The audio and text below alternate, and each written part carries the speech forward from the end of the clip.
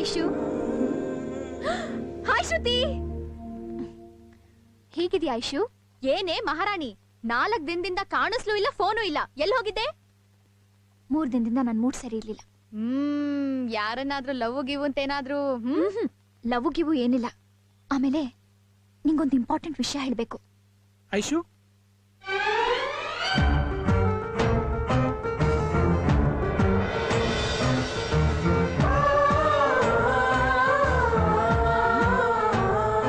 Hello, ನನ್ room ನಲ್ಲಿ ಯಾರೋ ಹುಡುಗ ಇದ್ದಾನಲ್ಲ ಅಂತ ಶಾಕ್ ಆಗ್ಬೇಡಮ್ಮ. ಅವನು ಶಿವು ಅಂತ, ನನ್ ರೂಮೇಟ್. ಶಿವು, ಇವಳು ಶ್ರುತಿ, ನನ್ ಕ್ಲೋಸ್ ಫ್ರೆಂಡ್.